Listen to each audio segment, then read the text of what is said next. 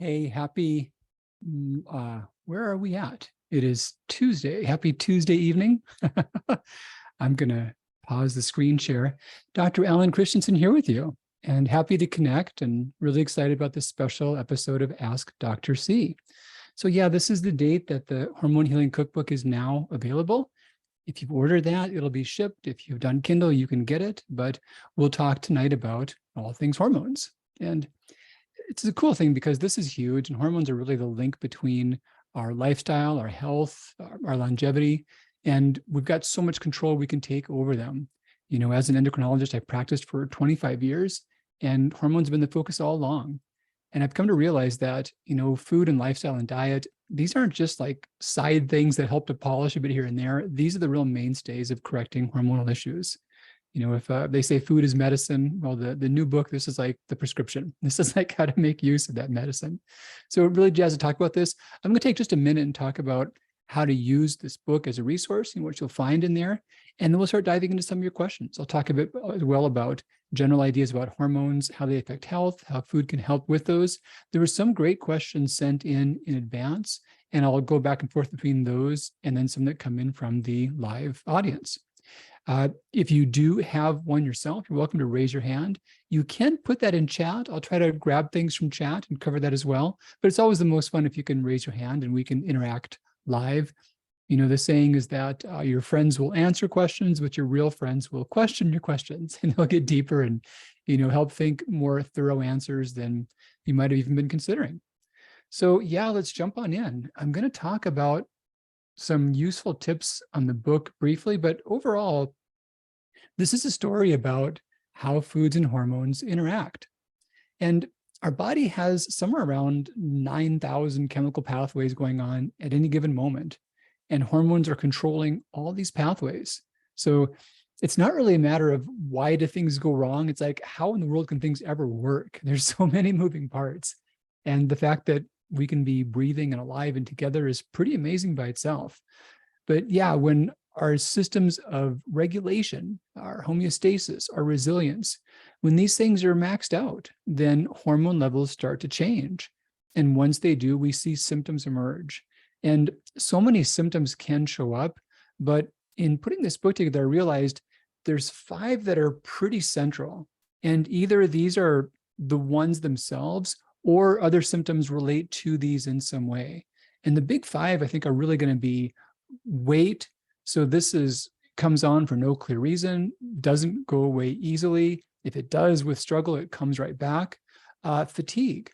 This is to where you can't really do what you want to do, you know, or if you do things that you think you should be able to, you pay too much for it. You're too wiped out for a long time afterward. We think too about hot flashes. These are ones that I learned a lot about in writing this book, in terms of the classic idea is that women get them in menopause. Sure.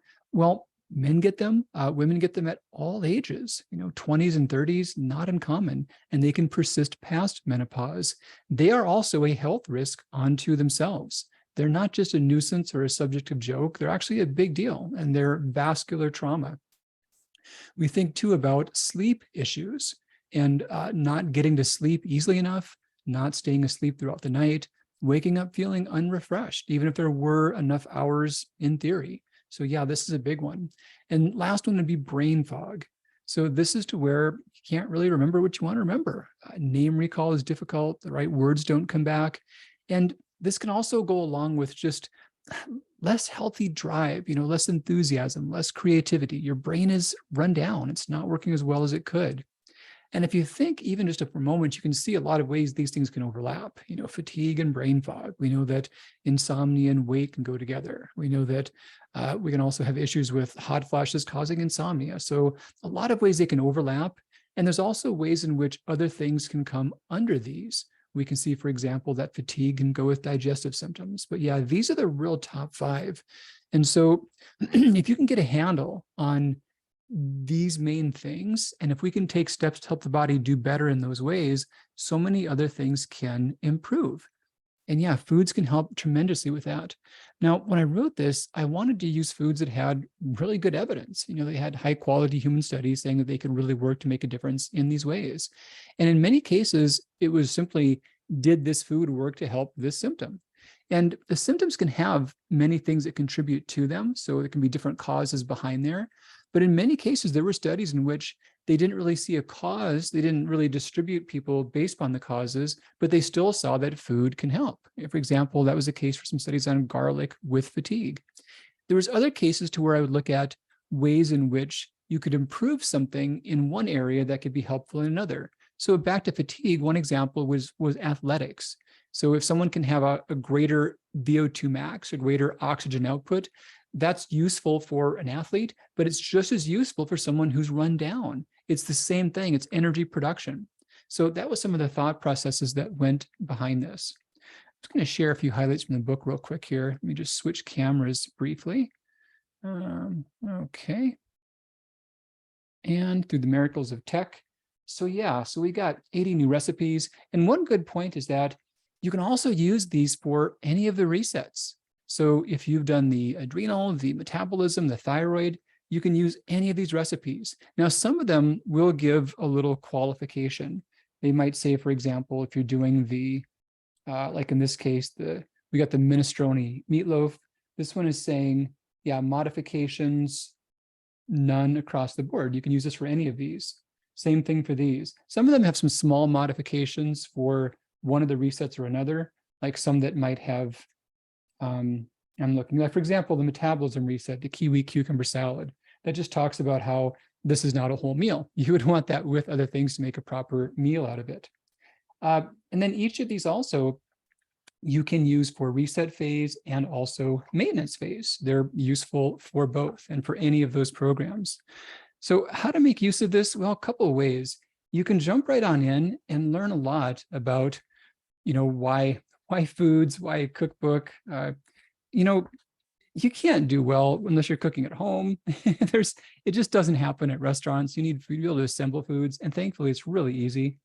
And we talk a lot about hormones and symptoms, why it is that we have hormonal symptoms, why these things show up, how the standard diet can be a big driver in those. Some of the Cliff's Notes ideas are that we need things from foods to function normally. So it's easy to think about foods doing things like, boosting the body and making it work better, supercharging it. But the reality is, this is stuff our bodies need just for basic functionality. And our diets in the modern world often do not provide these. I talk about hormones, what these different hormones do, some of the many symptoms that are hormonal besides just the big ones that I talked about, and then a little bit of focus on each of these 5 and how they feel, how they play out. And then there's a bit too about medical conditions you might want to think about. There's other ways in which hormones can be affected, and there's some things to think through with that. I go into here about foods, how foods can be helpful in general. And this is a big story about phytonutrients. And they're pretty cool. So phytonutrients are things that are not essential, but they're really useful. Here's a big list of some of the common ones. So foods have proteins, fats, and carbs. They've got fuel and building blocks. They've also got these magic keys that we need for chemical reactions to occur. We call them vitamins and minerals. But then they've got phytonutrients. And these are things like carotenoids, like sulfur compounds, phenolics, phytosterols, many others. Plants have hormones, actually. They've got direct active hormones. And these are things that plants have mostly as defense mechanisms. So they're herbicides and pesticides that the plants make themselves. And it happens to be that these are things that our bodies depend upon. And when we receive these, our bodies do a better job regulating. And how could you say, well, if they're toxic, if they're like pesticides, how could that be? Well, because of the amounts, because of the context. Basically, our body gets exposed to something like glucosinolate from broccoli, and our liver, a lot of that would damage it. But the tiny amounts in broccoli, in the context of all the things from broccoli, and our liver gets stronger. Basically, our liver feels threatened, so it works harder in certain ways. So that's how these help. Now, you can also use this to go specific for a symptom. And a question that I got a lot early along was, hey, Dr. C, but I've got multiple symptoms. What should I do to start out? Which one should I start out with? Well, this quiz will help out. So this is page 34 and 35, and this quiz will guide you to go through one of these specific symptoms as your focus. So then we talk about those specific symptoms. And I've got a chapter for each one. And this talks all about great more detail, why this symptom happens, how particular foods can help. Here's a fun thing. We got the satiety scores right here. This was a cool study. They took a large group of people, gave them different foods, the same amounts by calorie, and just watched how long they were filled up. There was a little more to it than that, a little more science and testing, but that was the upshot of it. And even with the same serving size, some foods were way more filling than others. And the funny thing is that, potatoes were in a class by themselves. Oats were also quite high in that. I talk about those in several ways, but they were a really incredible food in that study as well. So you can choose one of these particular symptoms and focus on that. And for each of these, I've made a 14-day menu plan. So you can go 2 weeks and go really thorough into one symptom. And this will walk you through, which are the recipes for breakfast, lunch, and dinner for that whole 14 days.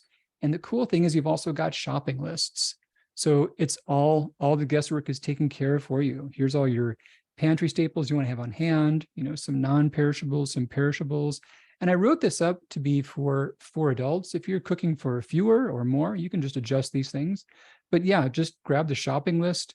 And there is a support page. I'm going to drop this link in our chat really quick. I've got a page that you can go to that you can get PDF downloads of these things, of these shopping lists.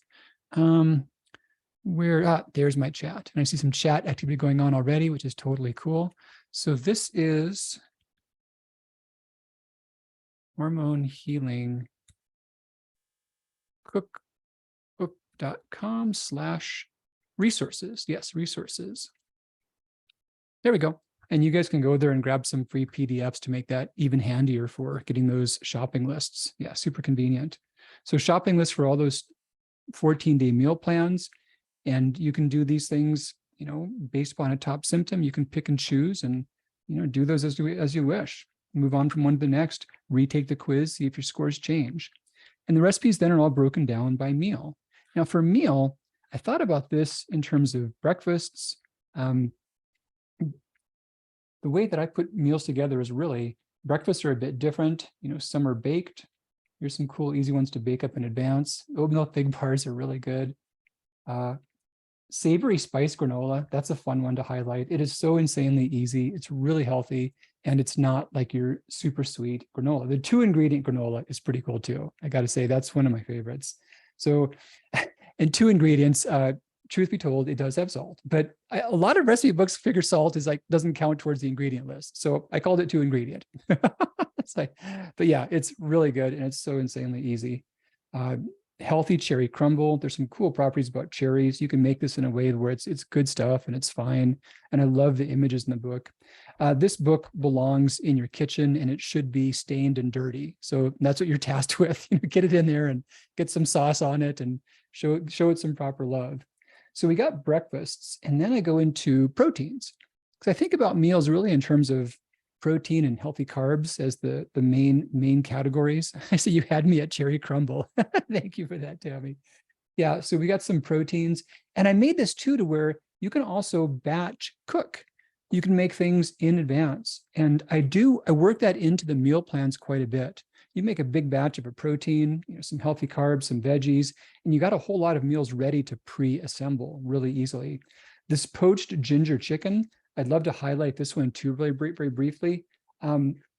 Yeah, this is something that is so amazingly easy. So basically what you do with this, you're taking, I'm going to swap cameras for just a second here. I just got to gush about this particular recipe.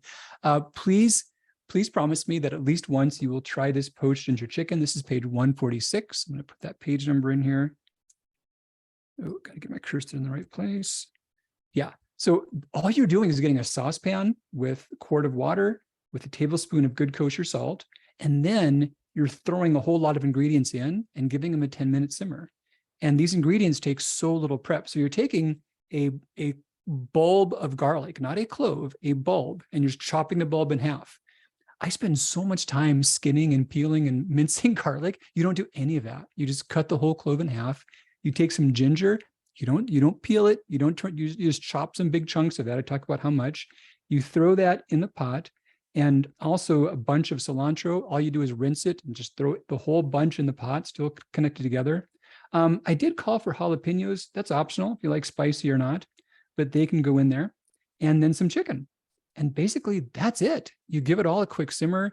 Then you intentionally have left the garlic and the ginger and the cilantro in really big pieces. So you just take them right on out. They're really easy to scoop out. And what you're left with is this gently cooked chicken in this flipping amazing broth. I like to add broccoli in this sometimes too, or some spinach, and you serve that over some rice. And this is the most gourmet meal you could imagine. And no joke, your prep time, what did I say? Prep time 5 minutes? Yeah, you could easily prep that in 5 minutes. And after it's prepped, you're boiling in the saucepan for like 10 minutes. I'm seeing another one, no ginger or garlic peeling. No doubt, Nicole, I'm with you. I spend so much time managing these things. And for this recipe, you don't do any of those. But yeah, this is the most amazing broth and it's so easy. So, okay, let me just talk about swap videos again real quick here. There we go. So yeah, that was that particular one. Oh, the miso glazed whitefish. I'm not going to talk about every single recipe because I could do that. These are really good. I'm super proud of these. But so you got proteins. Oh, the trout. Oh, yeah, never mind. I'm not going to gush about every single one. I just said that. You've got some healthy carbs and you've got lots of good veggie dishes. Caramelized onion pudding. That is so good. Beet cookies. Beets are such amazing foods. So these things, you guys have heard about blood doping in cycling, and there's like a lot of big controversies about that. So blood doping means you're taking erythropoietin, which forces your bone marrow to make extra blood cells, or you're taking just blood cells that you donated earlier and you're being received back in your body. That can boost performance by like 10%, 15% for VO2 max. And that's a game changer for the elite athletes. Well, beets anyone for doping king. Yeah, that was a pretty famous one. Sadly, all of his peers were as well. So he still kind of won fairly because they were all doing the same stuff, but no. But beets can raise VO2 max by like 27%, like more than blood doping. Truth be told, I've got a race coming up on Saturday. This will be my first race that includes paddling, but yeah, I'm loading up on beets. These things are going to be gone by tomorrow morning. So you got beet cookies under the healthy carbs, onion skin rice. I just saw a comment about onion skin. Yes, Joanne, we talk about onion skin. Do you mean the outermost skin that is brown and papery? You said it's high in quercetin. You're exactly right. So the onion skin rice uses that. Now, you get the benefit of that. The compounds that are beneficial are primarily quercetin and other bioflavonoids. They're pretty water soluble. So you don't have to actually eat the onion skins to get the benefit. So this one, I just, threw them in and boiled the rice. And yeah, you just take them out afterward. So very, very easy and still tons of benefit. Favorite potato salad. Yeah. Oh, crispy. Yeah, these are the smashed potatoes. Those are so insanely good. Okay, so not going to gush every one. Then we got the veggies. And then we also have lots of really good soups. French onion soup. I love French onion soup. And it's really easy to make it healthy. So there's an example of that. And we've even got some snacks, some dessert type things. Oh, Thai basil eggplant. Yeah. I'm getting hungry. I just had supper. I'm getting hungry looking. Like these are all some of my favorites. And also some of those are, yeah, protein, good carb, veggie. So you can mix and match. Then I've got some main dishes. So these are ones to where it's all in one. So you got one thing and it's a complete meal. The green chili with chicken, for example, the healthy Niçoise salad, foil-based chicken and radishes, baked radishes. They're really good. I've also got, where is it? Yeah, the tempeh rice. I made all of these to where if you're vegan or not, you can very easily swap out your proteins. I've talked about versions both ways for all these recipes.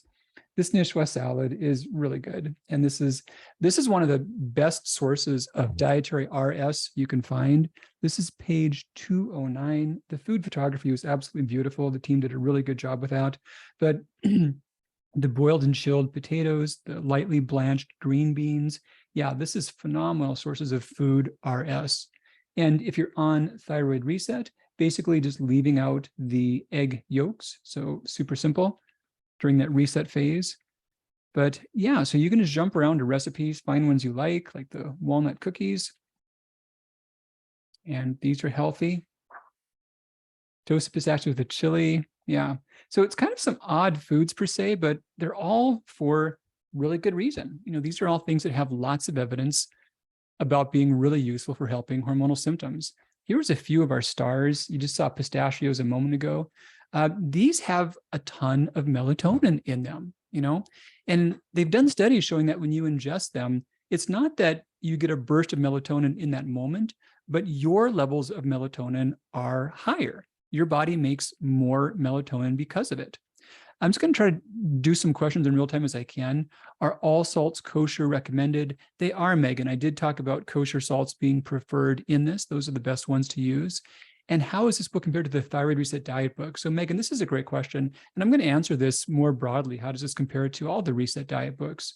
So the adrenal, the metabolism, the thyroid reset, they all have 28-day programs for one specific goal. Of course, correcting cortisol function in the adrenal book, helping reverse thyroid disease, helping to reset the metabolic rate. This is one that you can just use as fun recipes. This is 80 more recipes you can use for any of those. And that was a big part of why I did this, because you all said you wanted more recipes. You all did the other programs and you enjoyed them. You got some benefits and you wanted some more foods to work with. So yeah, this is 80 more recipes to do with any of these. Now, you can also do this as a program for hormonal symptoms. Now, the funny thing is the word hormone, this really includes all the things I mentioned before, the thyroid, the adrenals, the blood sugar.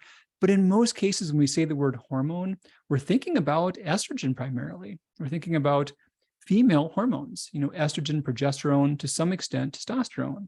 But this book is really focusing upon the changes of perimenopause, menopause, and andropause, and the big symptoms that go along with it. So issues like estrogen dominance, premenstrual syndrome, PCOS, hot flashes, night sweats, and then also the things that come from that. So those who are postmenopausal and have not really regained their health. That's the big focus for these things. You can use them for any reset, and you can really home in on some of these key symptoms. So yeah, pistachios are a fun one. I actually grabbed the wrong container. I meant to grab a little thing of basil. This is a shout out for these freeze-dried herbs. I love these things. I had one of basil. It looks just like this. I meant to pull basil out because that's one of the foods for brain fog, but I keep these in the freezer. Things like cilantro, you buy a bunch and it's no good in a few days, right? So I keep these frozen and they last for months, and they're I don't know, I can't tell them from fresh. They're already chopped up and they're phenomenal. So I use these for basil and for cilantro and for parsley. Pretty much always have these in the freezer. You can keep in the fridge for 4 weeks. That works too, but they keep just as well in the freezer. The brand doesn't pay me, but I love these. They're really good. Where do you buy these herbs? Yeah, I see these in pretty much all the grocery stores. I've seen other brands of these. So this is what? Gourmet Garden, but I've seen other brands like this. They're a small little container. They're kept refrigerated and they're vacuum sealed. And yeah, you just pop it open and you need some cilantro to garnish a recipe and there you go. Or you need some basil for something. When I do make one of the recipes in here, which I'd really highly recommend you try out, is watermelon basil tomato skewers. Let me just get you the proper page for that one. And that's one to where you really want leafed basil. You want whole leaves of it. Yeah, here it is. This is 172. This is one to where it sounds like an odd combination, but I don't know if any of you guys, I see you all on chat. Let me know if any of you saw the Ratatouille movie where the rat there was one point where he was just throwing stuff in his mouth and he got this combination that just like made him light up. He just like had this whole new epiphany experience. That's what this was like for me the first time I made it. Like these flavors, the watermelon, tomato, and the basil all together with the glaze on that, absolutely incredible. And I wouldn't have thought it. It didn't sound like those things were obviously meant to go together. But oh yeah, they sure are. So that's 174. You can find that one. But yeah, so that's a case where I would use basil leaf, not the little freeze-dried ones. But one or two little things. So walnuts, there's a paper showing that these help clear metabolic waste. So huge difference on fatigue, chronic fatigue syndrome. And one thought you could have is like, yeah, but I eat walnuts. Well, that's cool. But the whole point is that the quantities of these and the combinations of these are based upon medical literature. So you can get the right amounts. One paper, for example, showed that if you can raise your total onion intake by more than 2 grams consistently, there can be a 10% reduction in belly fat. So this is how you do that. This will walk you through how to get that amount to make that big difference and how to use the right forms. So yeah, food is medicine. This is the prescription guide. This is how to get the amounts and the forms that make a big difference. Okay, so this is going to be fun. I'm going to jump in and just get a few of the questions sent in, and we'll do a few more live ones. And I'll take other questions and refer to the book as need be, but we will have a good time here. So let me just, oh, I've got the share going. Okay, screen share is paused. Let me resume the screen share. There we go. Okay, so I'm just going to get a few of your pre-sent in questions. So here's a quick one about estrogen dominance. Will this help for that? It sure will. And I mentioned before how there's the key symptoms, but there's also this overall issue that goes behind the symptoms. So the big issue behind, for example, hot flashes is the same as we see that causes estrogen dominance. So by taking the quiz, you'll be led to the particular 14-day plan that'll be the best fit for you. And estrogen dominance is one that's totally fair game. The same things for hot flashes will help with that. A great related question, Pansetta was asking about HRT and those who fall outside that safe window, optimal levels. Yeah, quick thoughts about that. So there is a known window in which it looks like actually, my screen share does not look like it's working. Let's see. Okay, so stop the share. Let me just start it up again. Portion of the screen should be the same portion. Okay, there it goes. Yep. And I'm going to change out cameras too because I'm talking now. So forgive me for, there we go. Okay. So yes, there's a safe window somewhere around perimenopause to early menopause where most women can use HRT and not have big drawbacks from that. There are contraindications. There are those with clotting issues, with certain risks for breast cancer. In the big scheme of things, HRT can often lower symptoms, for sure. But it's not something I would lead with. My dear wife is coming up on an age where these things will become more relevant. I'm going to talk to her about foods, really. And most women that are doing general health measures, most can manage these things without that. They're not always bad, but I would do easier stuff first. They do have considerations. So in the case of progesterone, for example, we do see a higher rate of weight gain and fatigue from that. So these things can show up. So yeah, foods can work really well.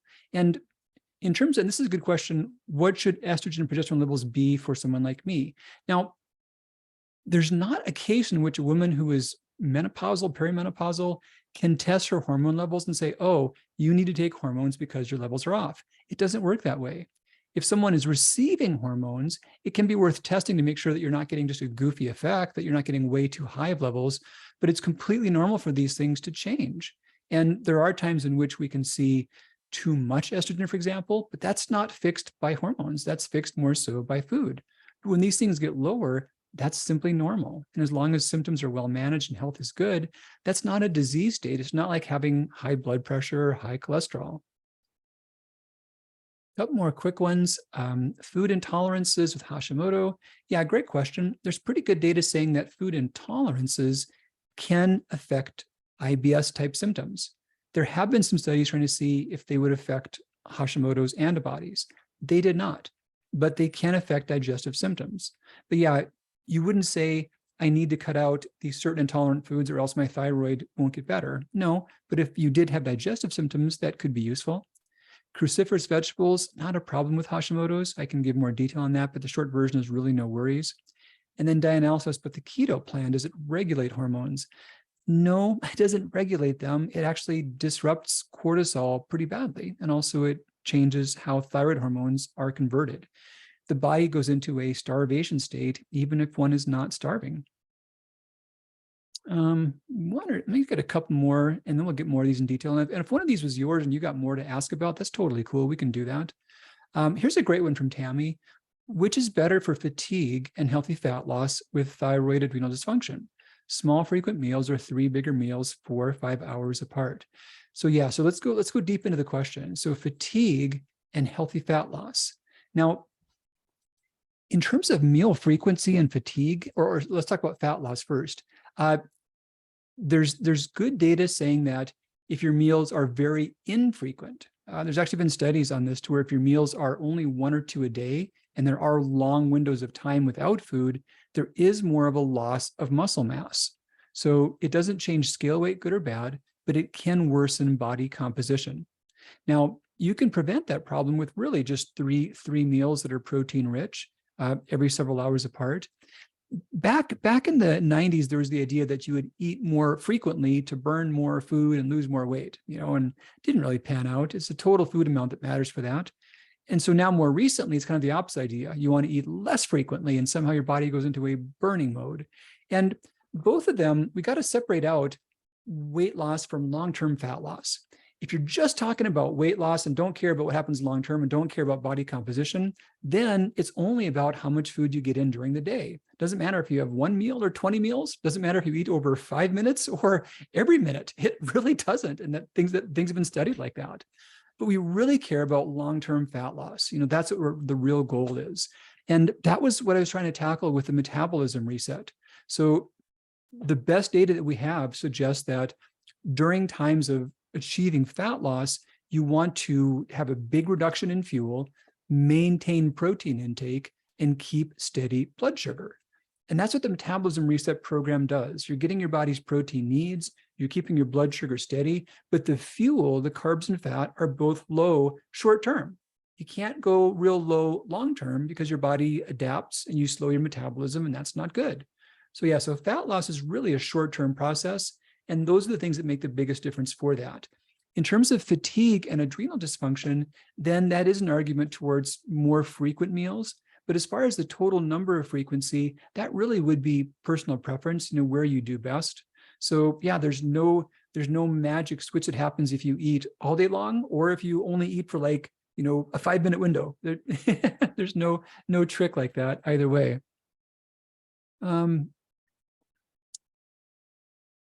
Here's one that was a little somewhat thyroid hormonal. A woman was asking about just being on thyroid meds for 23 years. Too late to try a more natural approach? Not too late. So this is really about whether one can deprescribe, and that should have been microgram, I'm sure. And independent of the dosage, somewhere around 84% of people can reduce their dose of thyroid medication with no ill effects, and around half of them can work down to none even. Now, some people don't have a thyroid, some their thyroid is shriveled to nothing, so that's different. But in most cases, people can find it that they can do better on their own to some extent. And it's not only just like an idea, like it would be great to have one less medicine or less medicine, but it's really good because when you take something, it's not the same as when you make it. And this is a really central point that somewhere along the way in my journey as a hormonal doctor became just blindingly obvious. Like, yeah, even if you're taking the exact same thing your body makes, taking it is not the same thing as making it. And that's part of why I really don't push women into HRT. Some do better with it for periods of time, no debate about that. I have nothing against it, but I'd rather, me, myself, for example, I would rather make my own than take it. There's a lot of ways in which it's not the same. Your body has tons of regulation that we cannot measure. There's a few parts of it that we can measure, but even when we measure it, it looks the same. People who are receiving something are not the same as those who are making it in terms of their symptoms and their long-term health effects. Let's see, I think there was, yeah, let me just grab some of the live ones here. Let me go into those. I'm going to stop my screen share. Okay, pause share, stop share altogether. There we go. And there's me. Okay. I've got a lot of them in chat. I see a few hands up as well, or I see a hand up as well. I'll get the hand up first, and we'll get that, and we'll talk about a few more of the chat questions. So Julie, get your hand up, patiently waiting. I'm going to ask you to unmute and go right ahead. Let's hear what you got.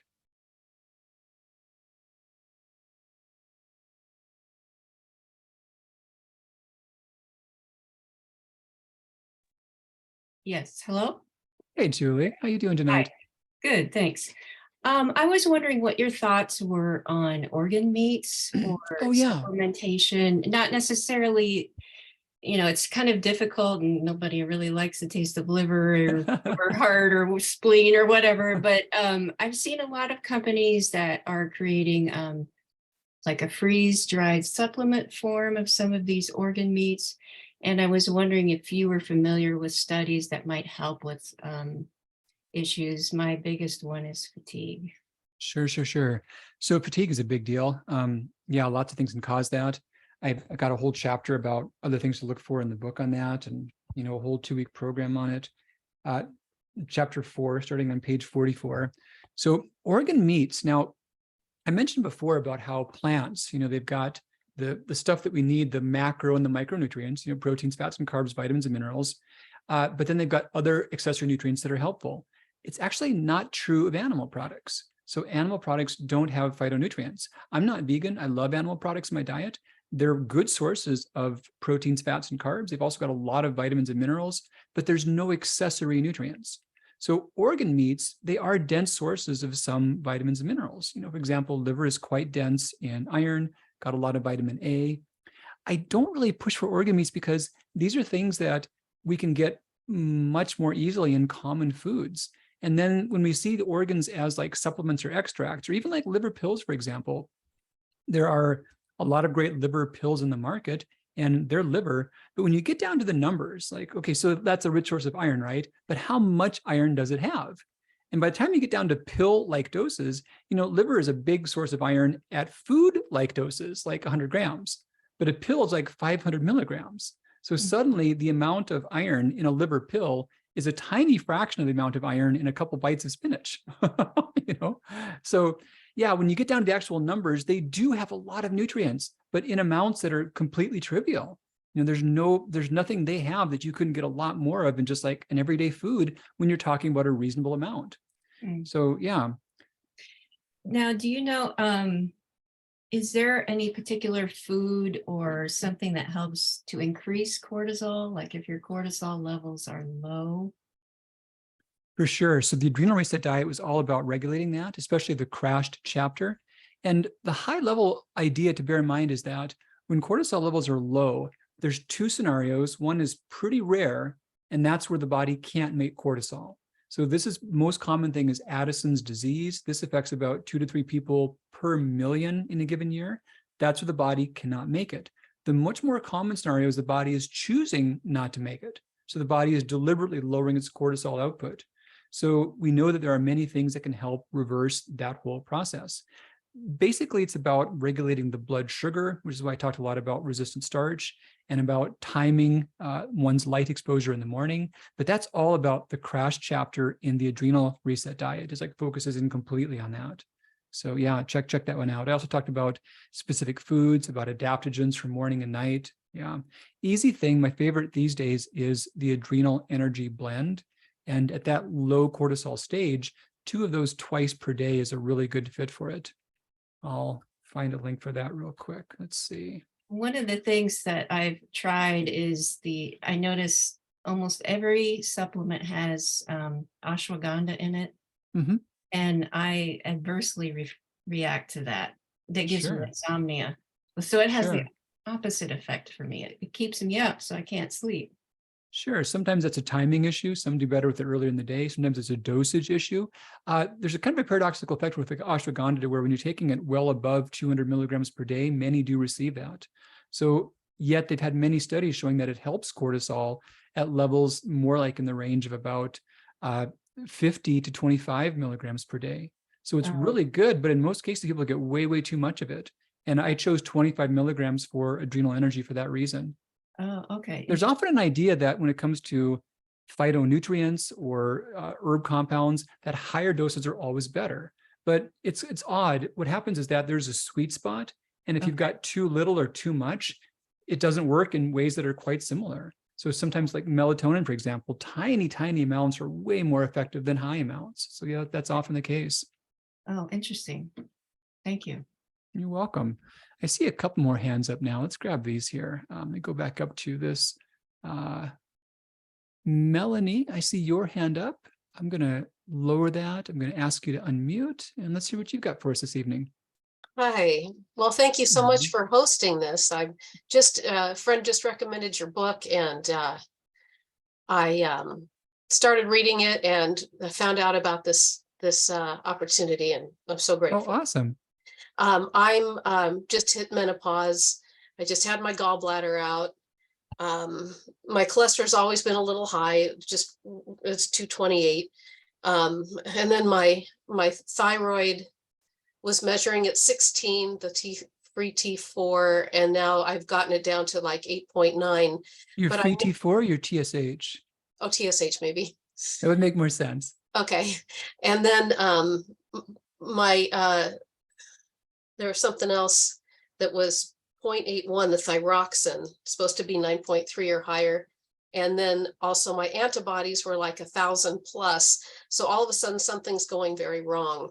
Sure. Now, I know with diet, I've been able to reduce my cholesterol over 100 points in just a few weeks, just eating very, very vegetables, a lot of vegetables. But is there any way to naturally reduce those thyroids, or do I need supplements at this point? And then, Awesome question. Go ahead. I'm sorry. and also I was just very alarmed about the antibodies being off the charts. And so I thought, oh no, are they going to have to take my thyroid out? Do I have autoimmune? Or what's going on? Yeah. So what you've talked about is pretty classic for Hashimoto's. So the antibodies, they reflect the body's immune system attacking the thyroid. And the TSH is saying that your thyroid is being really pushed hard to work. The T4 was dipping below range. When that progresses, that can lead to what's called overt hypothyroidism.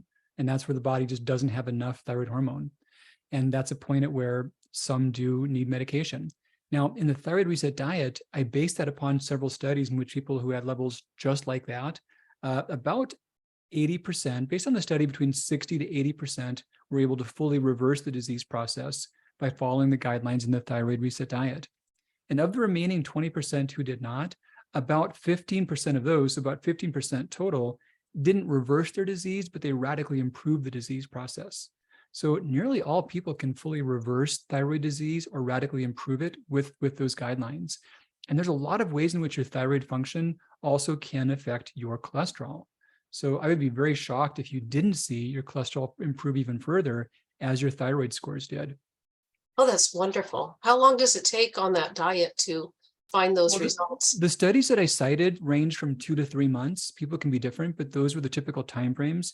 You asked about other factors. I'm putting a link up here to a bundle for hypothyroid and Hashimoto's, and those are items formulated for that purpose. They're to help lower the antibodies and help the process reverse more quickly. Excellent. So there's a possibility I wouldn't have to take Synthroid or Armor or anything like that for my thyroid. I might be in that lucky 80%. Well, so now again, 80% fully reversed it, and another 15% got it way, way, way better within the 2 to 3 months. Okay. So many of them, had they gone on longer, probably could have gotten to that reversal stage. So you've got really good odds. Oh, that's wonderful to hear. But yeah, go deep in the thyroid reset diet. That's the one to focus on for you right now. Okay, will do. Thank you. You're welcome. Let me grab a couple more. I see at least one more hand up here, and I'll also look at the chat here and see if I can cover some things in that. So Fiona, let's hear what you have. I'm going to ask to unmute, lower your hand, and go for it. I'll see if I can get off video. Hi. Hey, Fiona. Hi, I'm based in Canada, so it's challenging to get, I think, your supplements and other things. But I asked the question because I've been on thyroxine for 25 years. Okay. And I guess Hold on, my 25 or 23? Which is it? Oh, sorry, 23. I'm teasing you. No, 23. I did do the math earlier when I was emailing you. I'm teasing you. But I guess with your book, The Thyroid Reset, is that how I could see about coming off thyroxine? Because I guess I was really alarmed when I was reading the range, and I think I shared with you my range. I would have to look at I think it was 4.7. what my range was. And so when I went to see a specialist, and kind of works a little bit different, you have to get referred to a specialist. She said I was on the cusp of being over medicated.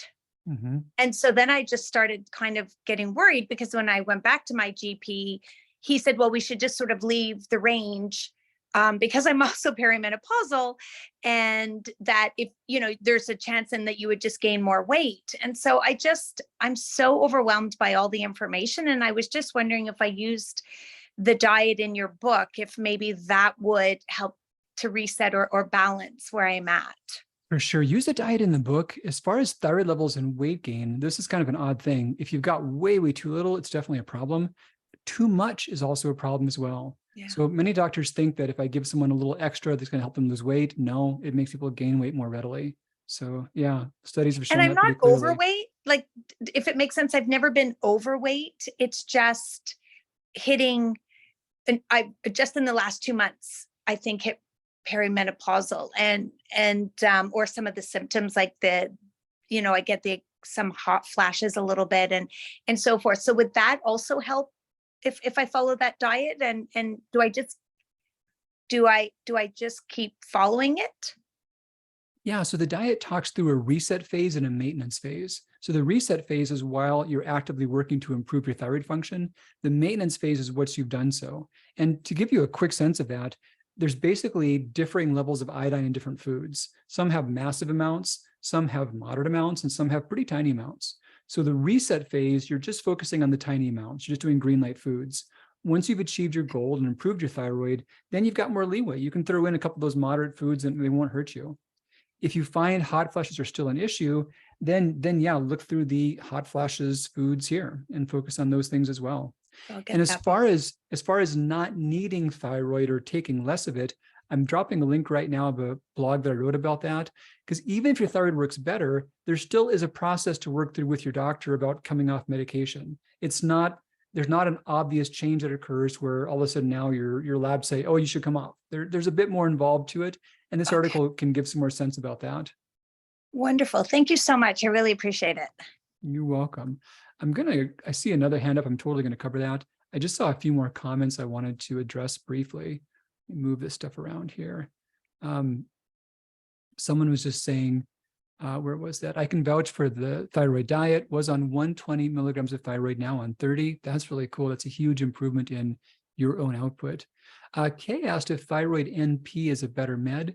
Yeah, so natural thyroid, natural desiccated thyroid, is called NDT or DTE, desiccated thyroid extract. And currently on the market in the US, we have NP thyroid, we have Adthyza, which is a really clunky name, and we have Armour thyroid. There's also compounded products, and our Canadian friends have ERFA available, ERFA. As far as better, they're pretty darn similar. There's a few differences in binders or fillers. Adthyza is corn-free. That's the one difference about it. They're all gluten-free. Adthyza does list their assays each time and make those publicly available, but really they're all quite similar, not radically different. So let's grab, where are we at? Let's grab Tammy's question here, and then I'll look at a few more of these things in chat. So Tammy, let's hear what you got. Okay, let me unmute myself. So I have read some studies that, this is a little bit nerdy, that sometimes like saturated fat and sugar can affect somebody's hypothalamus. And I have been reading a lot of that because I still am kind of transitioning from being a little over medicated. And I won't go into that. Dr. Roz is helping me reduce my thyroid level. So I'm a little bit in this. I want to kind of wake up my pituitary, let's just say that, because I think it's been asleep at the wheel for many years, like 12 years. So is there something to focus on as far as foods that sort of wake that up? Am I off the charts here with the whole hypothalamus thing? Because I did just kind of read on PubMed, there's been some studies like with rats eating high fat, high sugar diets, their hypothalamus sort of shuts down. What do you do to reverse that? Well, so let's question the question here, because I'm going to be your real friend. Yeah. Is that If your hypothalamus wasn't working just phenomenally well, you and I wouldn't be having a conversation in this moment. if it was working If phenomenally it was well? not working phenomenally well, Oh, okay. you and I wouldn't be having a conversation in this moment. Okay. In medicine, there's two different types of medical care. There's what's called vertical medicine and horizontal medicine. So vertical medicine means the patient is vertical, like we're up walking around and we're talking and we're doing things. Horizontal medicine, the patient is horizontal. They are not conscious. So hypothalamic disease, there's about a handful of cases every year globally total. It's super, super rare. That's horizontal illness. So I do see a lot of things people have written, mostly towards defending the idea of suppressing TSH or ignoring TSH. And many health authors will say how the pituitary is not working right, the hypothalamus isn't working well. There are pituitary diseases that happen. They're rare, they're not impossible, but hypothalamic diseases are pretty close to impossible for someone who's walking around functioning. If you were over medicated, your pituitary will happily tell your thyroid to work again when it needs more hormone. That's what I was hoping to hear, because yesterday after my workout, I felt like that horizontal patient because, which I hadn't heard before. I'm like Well, the 12 horizontal days patient's into not this. conscious. The horizontal patient is like in ICU. Like Oh, okay. No, she's not, it wasn't that bad. she's but not feeling bad after a workout. She can't talk. She can't interact with the world. I'm hoping that I will be one of the deprescribing poster children saying this was great. You know, I'm still in the process of it, but I think the over prescribing is more rampant than a lot of people think. You know, I'm And, doing a and I'm podcast trying interview. to heal from that, you know. I just talked to someone a couple of days ago who connected with me. She did I do personal consults. I do thyroid second opinion consults, and she did one of those. But she shared with me, and she's going to do a podcast and talk about this in more detail. So I can give some details about this. I won't give her name, of course, but she said that basically she stumbled across some of my work and that it saved her life because she was badly over medicated. And she talked about how there's all these ideas saying that, you know, stop the madness. You can take all this medicine. It won't hurt you. Everyone does fine from that. And she had 2 episodes of thyroid storm that nearly killed her. You know, she was in the emergency room. She was hospitalized. She has normal cardiac function back again now, thankfully. Many people aren't so lucky. So it's a big deal. It's a dangerous thing. And it makes me sad because many of the people that say that you can take high doses, ignore your TSH, they mean well. They want to help people, but it's just not true. Yeah. Yeah. I wish that the cherry tart could fix the problem. I will definitely. It could start on that. The cherry. It was much more enticing than the tofu thing that you had as the teaser. Like, you should really put the tart as the teaser, I think. Just a little marketing, free advice. Lesson learned. I hear it. No charge for that, huh? Nope. Okay, appreciate it. You're welcome. All right, I'm going to remute. I'm going to look at the chat here and just respond to some of these comments in chat. If another hand pops up, I'll probably be able to get to another one as well.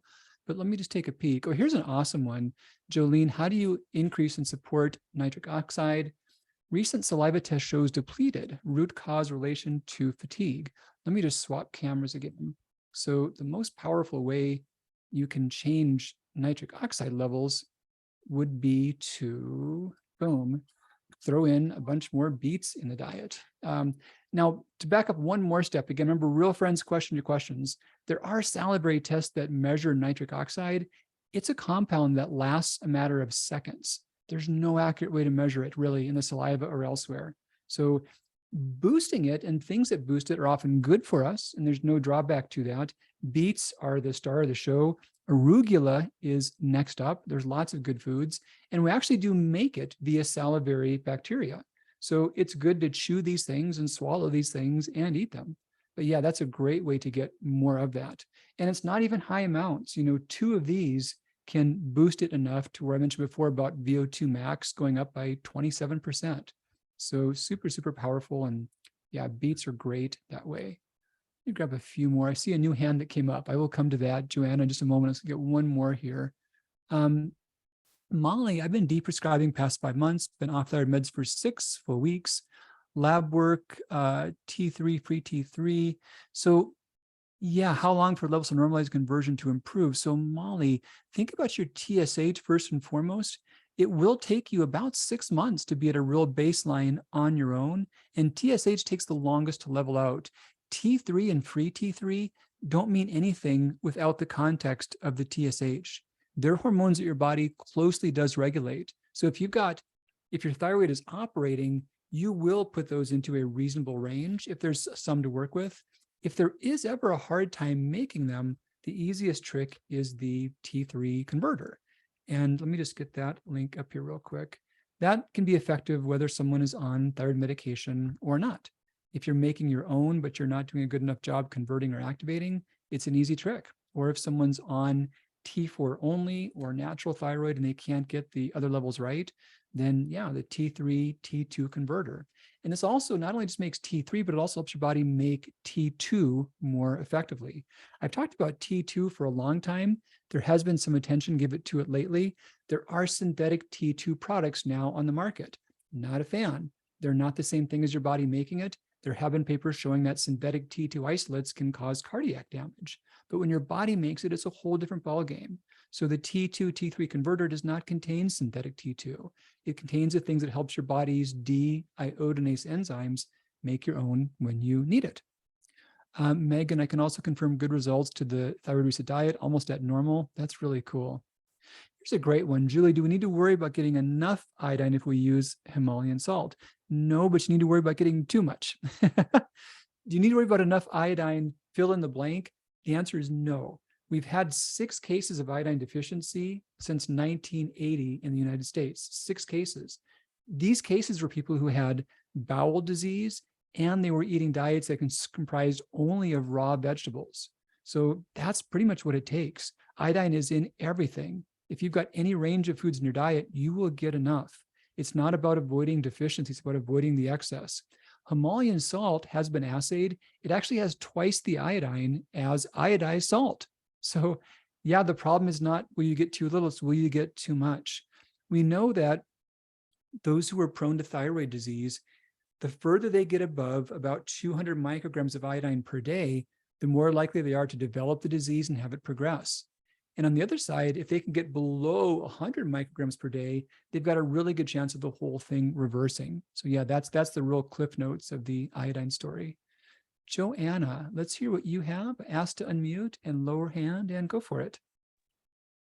Hi, thank Hey, you Kara. very much for this. Hi, thank you for this webinars, and I've been following you for a long time. I was your patient as well, which I'm very grateful for. Oh, awesome. And hi, and I have a question. So one first is I've been diagnosed with Hashimoto, and I was on the desiccated thyroid before. Mhm. And then because I believe it was one of these which got discontinued, so I started with Thyrosinct and liothyronine. Mhm. I was wondering if there is anything better on the market right now. I was doing very well on desiccated thyroid. That's the first question. Second is I was on the diet, on the thyroid reset diet. I was doing much better.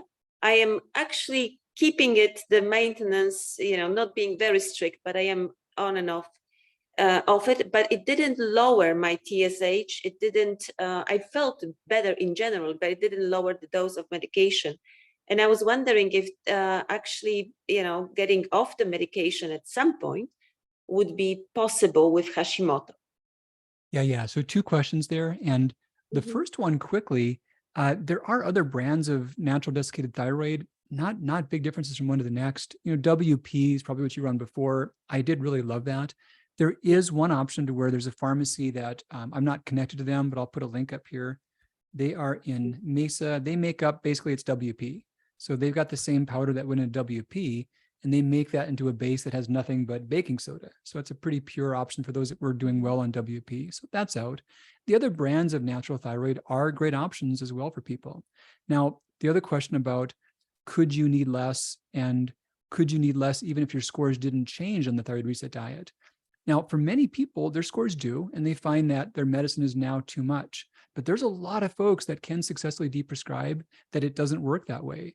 And when the woman asked earlier about her longer term use of thyroxine, I put a link up on an article about deprescribing.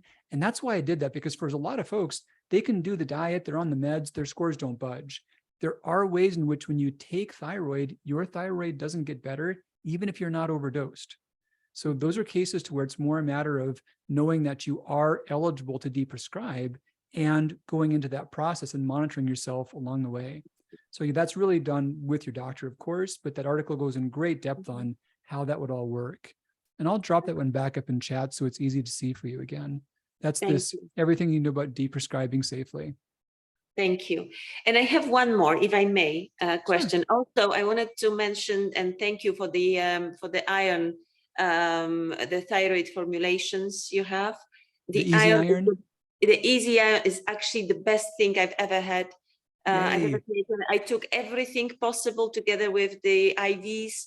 Nothing worked. And this is actually doing, it's miraculous. It's wonderful. That's really cool. Yeah. Thank you. And so my question is, so I am 49. My cycle was very regular so far, and all of a sudden, and I believe that it could be caused by age, by stress. I lost my dog not long ago, and so the cycle all of a sudden got to 20 days, and I got some breakouts in the middle of it.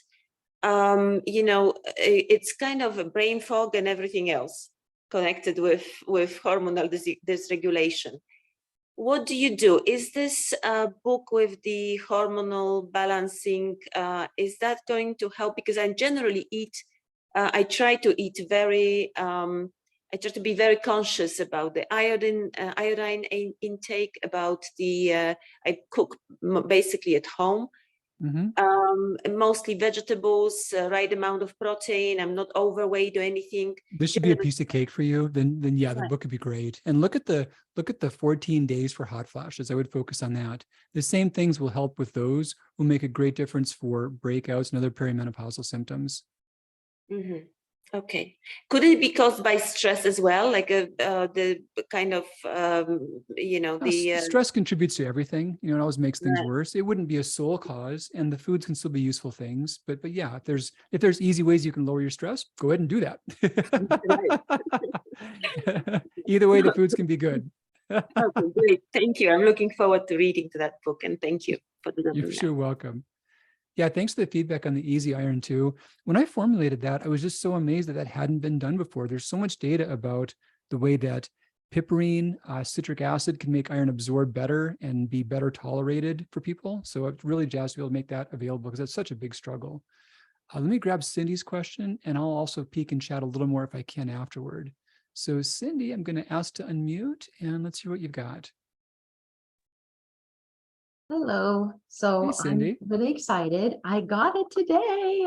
You did? Tomorrow. That's cool. So I've been following along while you've been talking. Amazon ships to you quickly, huh? Oh, I am so excited. But anyway, so I had a couple questions about my naturopath said that, since I'm postmenopausal, I haven't had a cycle for probably about at least 3 years. I'm 54. And she said, you don't really have to worry about your hormones. And so how is this book going to help me being postmenopausal? Because I've heard you say, pre or perimenopausal, but. You want to hear something really, really stupid? When I tell you this, you're going to know that a guy made this up. Do you know how long menopause lasts? Okay, everyone's here. And if someone gives the correct answer, they might have heard me say it before or not, but if someone gives the correct answer, I'm going to give them a gift card or something because it's really, really counterintuitive. And if I see a couple of correct answers, I'll give a couple of gift cards. So I see one that popped up. So there's several. So I see forever, I see 20 years, I see 1 day, I see 10 years. So 15 years, 2 years, 1 year, till you die, 1 second. So this sounds like The Price is Right. I'm going to bid $1, right? Like the lowest possible one. Everyone is different. So this is funny. Now, I'm not talking about the duration of symptoms and suffering, because of course, you guys are right. That can be very different from person to person, but by definition. So menopause starts when it's 365 days after your last regular menstrual period. That's when it starts. Post-menopause starts the day after menopause. So a lot of folks got it right. Menopause is 1 day. How dumb is that? We always talk about menopause. Well, it's really just 1 day and it's over. How can you complain? You know, that's stupid. So yes, in terms of, do you have to worry about your hormones? Not worry about them the way you think about like your blood pressure, your blood cholesterol. But if you are symptomatic in various ways, they can be contributing. So it's not so much you have to test your hormones and say, oh my goodness, this number is here, it needs to be there. No, the symptoms are relevant. And if there are symptoms, especially like those big five, the weight, the fatigue, the hot flashes, the brain fog, the insomnia, I'm always scared I'm going to forget brain fog. That would be so ironic.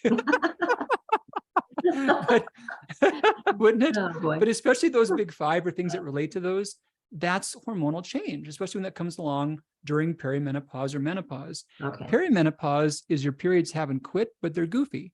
And they could be back to back, they could be missed, they could be longer in between. And that's really commonly starting by mid to late 40s. That can start in the 30s. That's not pathologic. And there's a range, but the average woman enters into menopause, meaning her periods have stopped for a year, at 50 years and 3 months. So that's most typical. There's a massive range. And then in most cases, about 5 years after menopause, most of the transitional symptoms calm down for most women. So those are real average numbers. So you don't have to worry about your hormones. I don't think you have to like test or measure or manipulate. But if you're not feeling well in those ways, they can be why, and you've got safe ways to help with that. Okay. Okay, good. Because I'm doing the metabolism reset. I started yesterday. So Cool. and then so I can use this cookbook. I see it says, metabolism reset. So I'm excited.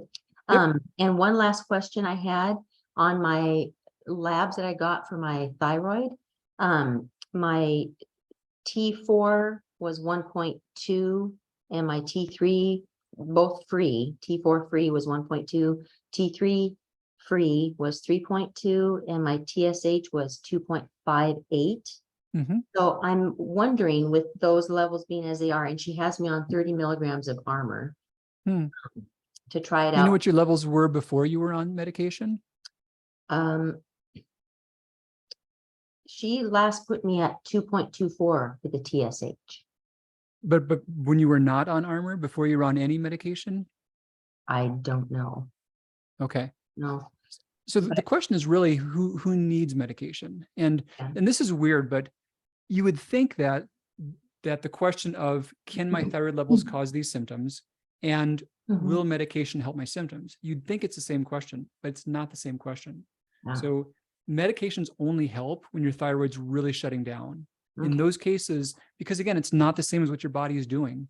So if you've got like nothing to work with, they're life-saving and they're helpful. But when you're down by a bit, a low or a moderate amount, they actually don't help. To be precise, TSH levels, when they're between normal range and like 20, we call that subclinical hypothyroidism. And a massive study tracking about 1 million people for a decade was just published in the British Medical Journal about 2 years ago. And what they showed was that if you take people in that category and you give them thyroid medication, you don't improve their symptoms, you don't cut their risk of other thyroid problems, you don't improve their overall health, and you don't lower their risk of chronic disease. There actually are some harms that show up. So there's no benefit whatsoever. So it's not So would it be okay for me to take your hypothyroid support and your T2, T3 converter? Would it be safe for me to take it with? Totally. Yeah, there's always they're made to be compatible with thyroid meds. But I would also look at the deprescribing, talk to your doctor, and see if you couldn't change that. Great. Well, thank you. You're welcome. I just saw a phenomenal question come in from Connie. Connie, if your estrogen is too low, aren't you in danger of heart disease, Alzheimer's, and osteoporosis? Great question, Connie. I'll put some follow-up comments here. Short version is estrogen therapy may lower the risk of osteoporosis. As far as heart disease and Alzheimer's, that data has not borne out. And in terms of osteoporosis, we're not certain about hip fractures improving. So it's not that, this is also a thing we have to separate out if low levels of hormone cause a problem or if taking medications help the problem. They're not the same question. So no, being low in estrogen is not a risk factor. However, there are some ways in which estrogen may lower the bone problems. So it's not the same. There's a lot of things, and I'm not anti-estrogen. I don't want you guys to hear that. But there generally are a lot of ways you can manage bone health without hormones if hormones aren't needed otherwise. There really isn't a case to where someone would say, yeah, I'm not a candidate for hormones, but my bones are thin, so therefore I would take hormones. That wouldn't be a reason by itself. Let's get Cassandra here.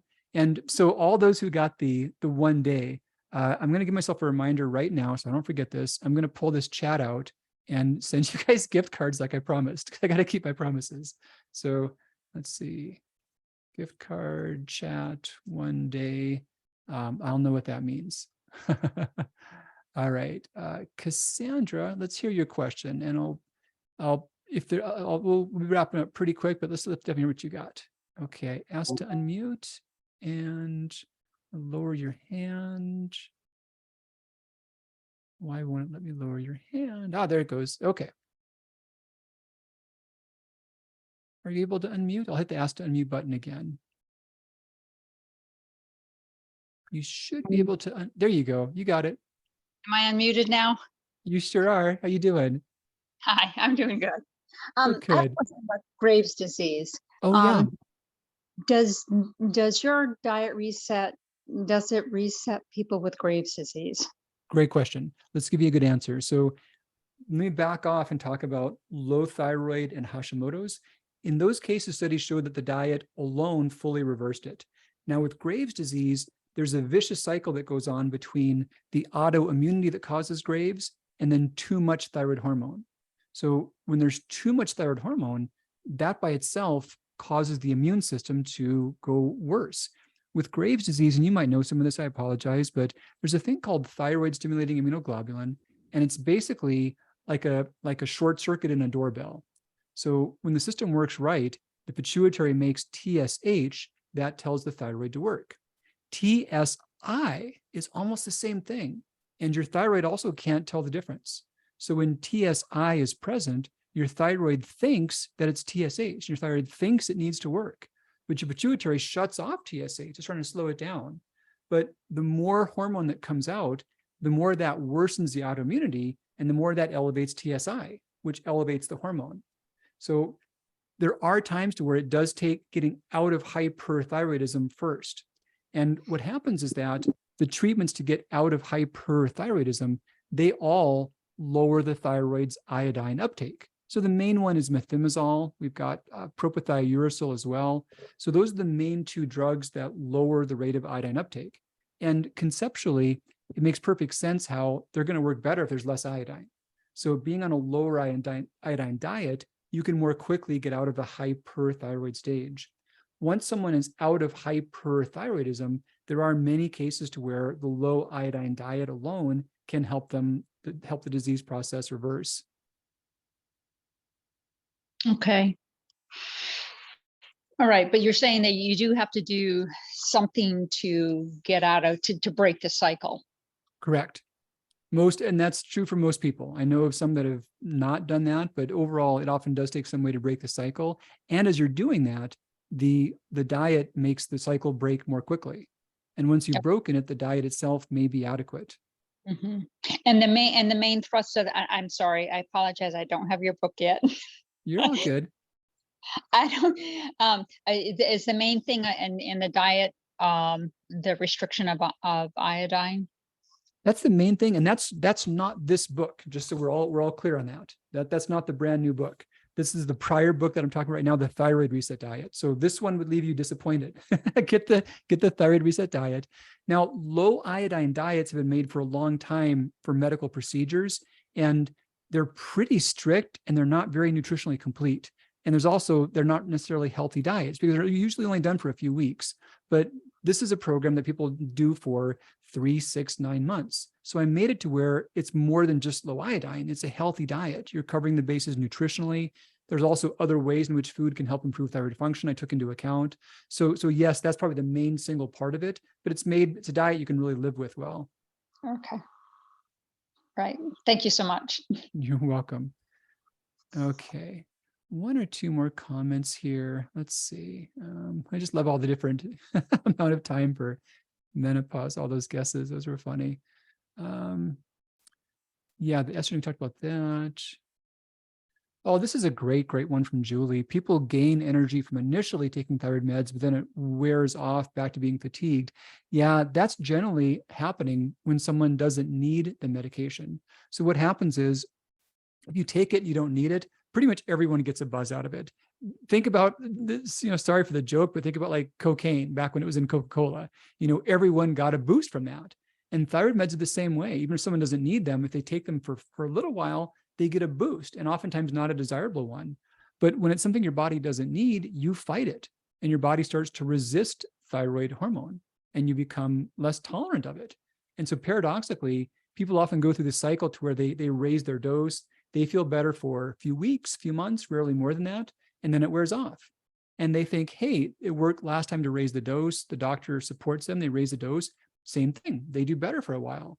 And this tends to go on and on and on until either the doctor says, look, this isn't safe, or until the person says, hey, I can't deal with these symptoms. I'm getting a racing heart, I'm getting other problems, or until sadly they get some bad complications. But that's a really common cycle, and that's how that plays out. Do you prefer elimination diets versus food sensitivity testing? Yeah, in terms of those who struggle with IBS, both can be done. If someone does need to check, though, elimination diets, the difficulty is that they're pretty artificial. When your body has such a low number of foods you're consuming, you can react to things in ways you might not react if you're on a more normal diet. Here's a silly extreme example to make that point. Imagine that, say I was eating raw foods only for the last 10 years. And let's say that I decided to, there's a town called Walker, there's a place called, what is that called? The Pig Barbecue. And let's say that I went to the Pig Barbecue and I had a massive plate of barbecue ribs, right? So I might have a gut ache because I've been eating raw vegetables for the last 10 years, right? Does that mean I have a pork intolerance? No, I'm just not used to that. That might have been a healthy thing to do, but it wouldn't prove an intolerance. So when you cut a lot of foods out, you often do react to foods. And sadly, a lot of folks paint themselves into a corner to where the more foods they cut out, the less foods they tolerate, and it gets more and more restrictive. So in those cases, the tests are better. I've got a detailed article about that because a lot of the tests are super inaccurate. I talk about a couple of those. None of these labs pay me, but yeah, here's a good article about food intolerances, Ultimate Guide to Food Intolerance Testing. This is a much better answer to that question, which is a good question that deserves a good answer. So there's that one. Boom. Can blood sugar go wacky when the healthy thyroid is getting healthy? If your thyroid's getting better, that shouldn't worsen blood sugar. I wouldn't expect that. One maybe last one here, had left adrenal gland removed about a year ago, malignant tumor, placed no cortisone since. Hope to be off next month, but suffering from adrenal insufficiency, mental health decline. Please advise. Yeah, fair question. I haven't mentioned this at all, but I do consults, and some things, of course, are way more detailed. And it's awesome to talk to people in person and look over their numbers and give them like direct advice. And that's what I can do at thyroidopinion.com. And I'm pretty sure I spelled that right, thyroidopinion.com. Yes, I did. But in most cases, if someone has one adrenal removed, most cases, the other one can work on its own and it can compensate. And there are ways to make that more likely. So if you do wish to talk further, I'd be happy to give you some input on that. And that might be good. I think I covered the bulk of these. Yeah. So I'm going to go through and pull out all those 1 days and send some gift cards for that. I think I might have just not several on just hypoglycemia. I want to put one more link up. Hypoglycemia, resistant starch, adding it in is just such a game changer. I've written several articles about that, but I'll put one up just to help get someone going on it. Basically, we need some version of glucose in the bloodstream. It's life or death. Either we get glucose from our diet or we break down our muscle tissue and convert it into sugar, which is not good. So it's nice to get healthy glucose from the diet.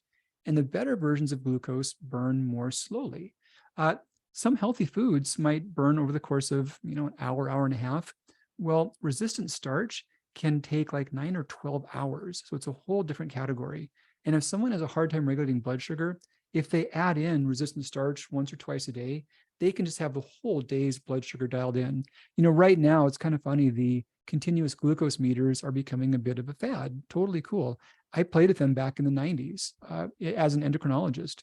And I quit using them as much in healthy people when I learned about the effects of resistant starch, because I saw it time and time again. Someone can use that and just dial in their blood sugar. It's just that simple. So yeah, resistant starch, I've got a purified form of that called RS Complete. And yeah, that just makes blood sugar stable and steady. And that's phenomenal for diabetes, prediabetes, mid-body weight gain, also for improving the gut flora. I'm going to put this link up too for those who are curious about that. This is called RS Complete.